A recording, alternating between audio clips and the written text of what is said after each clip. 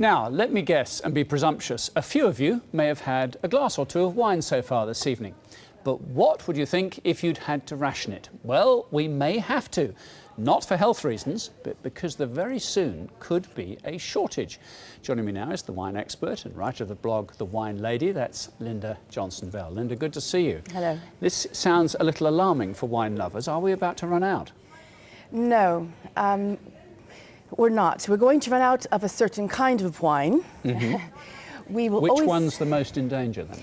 The fine wines. The wines that are being grown in the old world wine countries in Europe. The wines that are wine producers who only have 5 or 6 or 7 hectares and are growing 1 or 2 grape varieties. They're going to have a huge shift in the next 10 to 15 years because of these harvest reports we're having. We're having very bad climatic events. And this is not new. Both plant and animal species have always endured mass migrations because of climatic events. But because this is the first time in our human history where wine is so entrenched in our cultural and financial being, and we have a much less time to adapt to these changes. They're happening much faster than they used to happen. So if the old world production centres are going to fall victim to changing weather patterns, which is the safer bet? Where do we look for more secure wine production?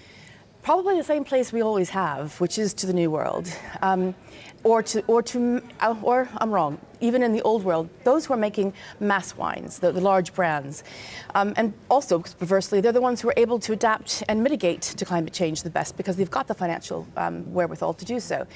Miguel Torres, for example, or Ross Brown in Australia, both are huge proponents of climate change and trying to help winemakers prevent it or adapt to it. And they've got the wherewithal. They can buy cool climate, parcels. They can replant more easily. So your Californias, your Argentinians, your Australians, they're a safe bet. South Africa's doing well as well.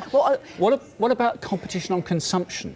Because more of us around the world, as a simplistic analysis, are drinking wine, enjoying it. Which is a good thing.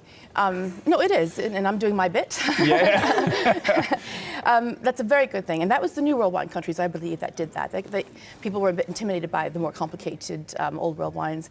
But again, the New World wine is safer for your mass brand products. But places like Australia, again, Mr. Brown just recently said in 10, 15 years, he will be able to grow the same grape varieties he's growing now. We could see grapes grown under polytunnels in 10, 15 years. Right. Some wine regions will profit from the change, the warm up. Vermont in America is doing very well. Right. England's doing better. It's erratic, but it's getting there. Some regions will have to replant. Their entire cultural identity will change. And some regions will have to cease viticulture. And we've heard quite a bit about, the Chinese are coming as consumers of wine. Very much so, very strong. Yes. Will that be pushing up global prices, do you think? I think we'll have to watch for fine wine? Yes. And the Russians too. I mean, there are quite a few new players in both the production and the consumer quarters. Okay.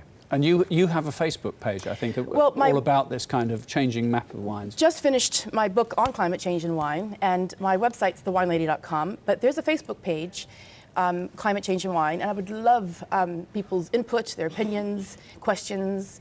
It's a topic that is ongoing, and it changes every harvest. And you can argue about it forever, can't you? You could. All right, Linda, good to talk to you. Thank you very much indeed. Thank you for having me. Thank you.